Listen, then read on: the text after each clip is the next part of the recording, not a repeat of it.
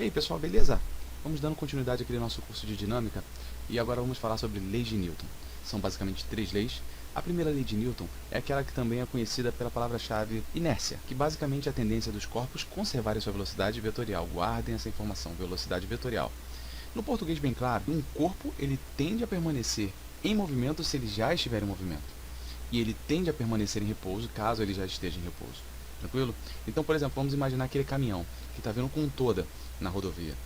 Existe uma grande dificuldade de freá-lo. A tendência inercial dele é de continuidade do movimento. Igualmente, nós devemos nos lembrar que se um corpo, um bloco, que seja, ele está parado, a gente percebe que para a gente começar a fazê-lo andar, há uma grande dificuldade. Isso acontece, por exemplo, quando a gente dá partida no carro.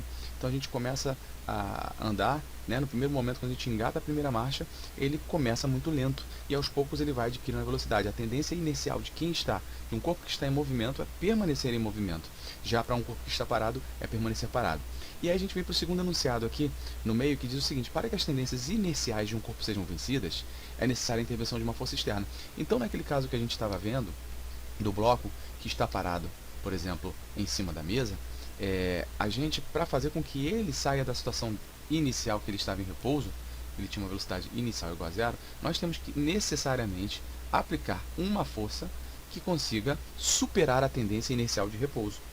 Igualmente, se eu tinha, por exemplo, um caminhão vindo em alta velocidade numa rodovia, né, não vou fazer aqui o desenho direitinho do caminhão não, mas o fato é que se ele estava vindo com uma velocidade inicial alta, né, o que acontece? A gente vai precisar exercer uma força contrária, uma força F em sentido contrário, para parar a tendência do movimento dele. Bem, por fim, vamos analisar a terceira afirmação. Ela diz o seguinte: se a força resultante sobre uma partícula é nula, ela permanece em repouso ou em movimento retilíneo uniforme por inércia. O que ele está querendo dizer é o seguinte: imagina que nós temos aqui a primeira situação, onde o corpo estava em velocidade nula.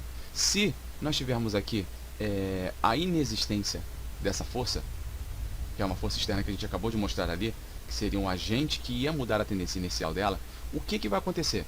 Ela vai permanecer em repouso, parada. Entretanto, no outro caso aqui, se eu tenho, por exemplo, aqui o caminhão que estava vindo em alta velocidade e eu retiro essa força externa que era capaz de vencer a tendência inicial, o que vai acontecer? Logicamente, o corpo vai permanecer em movimento e não é um movimento qualquer. Eu não vou dizer que é um movimento acelerado. A velocidade que ele tinha naquele primeiro momento ali, onde eu fui analisar, tirei a fotografia, ele vai permanecer constante.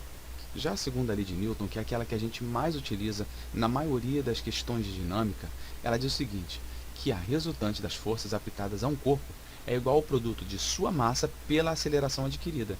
Dessa forma, a força resultante produz uma aceleração com a mesma direção e sentido da força resultante. Então, se eu, por exemplo, tenho um bloco aqui, que está sobre uma mesa, e eu começo a aplicar uma força em determinado sentido, se essa força for suficientemente grande para tirar essa partícula do repouso, ou seja, vencer a tendência inercial de ela ficar parada, nós podemos dizer que haverá uma aceleração, que também é uma grandeza vetorial. E podemos dizer, além disso tudo, que o módulo dessa força gerada vai ser diretamente proporcional à aceleração, e a aceleração será multiplicada pela massa, que vai ser a constante envolvida nessa equação. Então, basicamente, quando a gente falar em segunda lei de Newton, a gente lembra dessa equação: força igual a massa vezes a aceleração. Temos que lembrar ainda que, se nós estamos trabalhando no Sistema Internacional de Medidas, a unidade de força ela é dada em newtons. E newtons nada mais é do que o produto das unidades no SI, da massa e da aceleração. A gente sabe muito bem que, vamos definir aqui em colchetes, qual vai ser a análise dimensional da grandeza associada à força.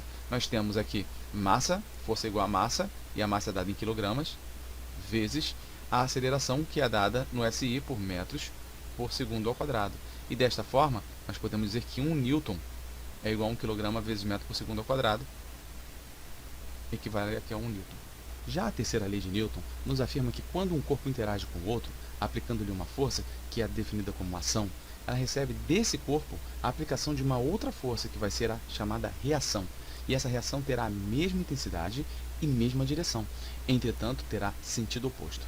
As forças de ação e reação sempre agem em corpos distintos e, portanto, nunca se anulam. Bem, aqui à direita nós temos um exemplo disso acontecendo. Temos um homem tentando empurrar o bloco.